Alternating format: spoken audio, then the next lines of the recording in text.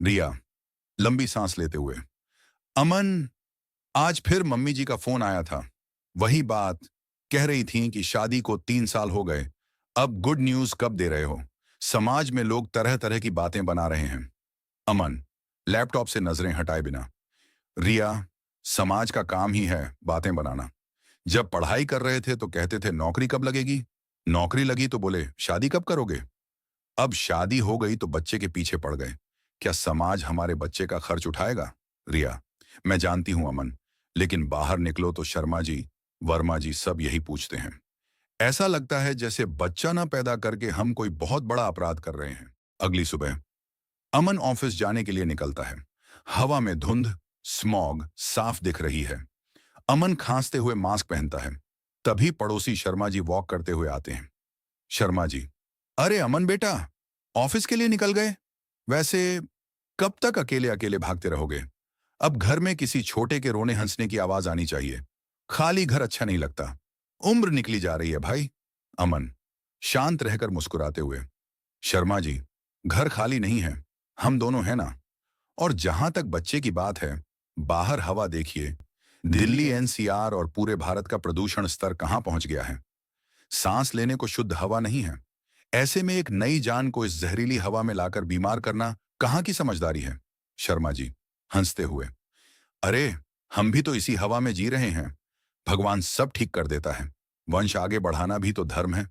अमन, शर्मा जी, सिर्फ वंश बढ़ाना जिम्मेदारी नहीं है, उसे एक सुरक्षित भविष्य देना जिम्मेदारी है, जो आज के माहौल में बहुत मुश्किल है। अमन आगे बढ़ जाता है। शर्मा जी उसे अजीब नजरों से देखते हैं। एक कैफे या पार्क, शाम। अमन और रिया बैठे हैं। अमन अपने फोन पर कुछ आंकड़े देख रहा है।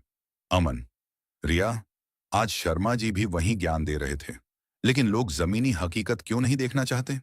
फोन दिखाते हुए, ये देखो, आज भारत में एक बच्चे को अच्छे स्कूल में पढ़ाने का खर्च सालाना लाखों में है। कॉलेज और कॉलेज और हायर एजुकेशन की फीस आसमान छू रही है।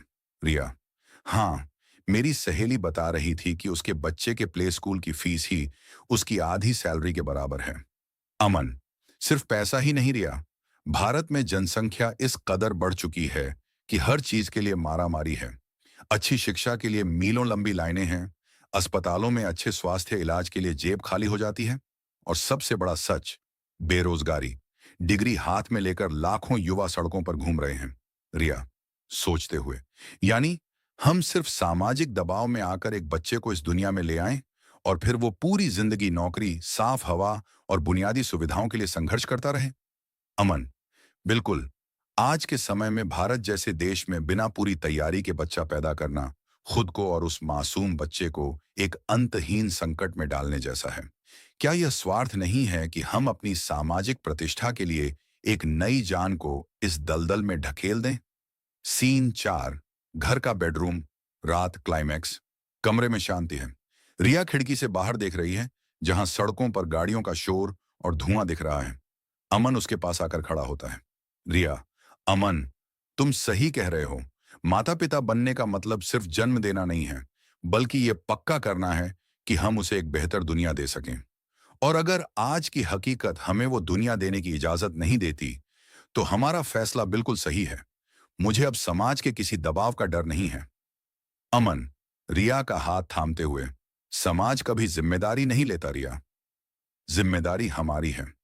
खुद को मानसिक और आर्थिक रूप से संकट में डालकर और एक बच्चे का भविष्य दांव पर लगाकर परफेक्ट कपल बनने से बेहतर है कि हम व्यावहारिक बने।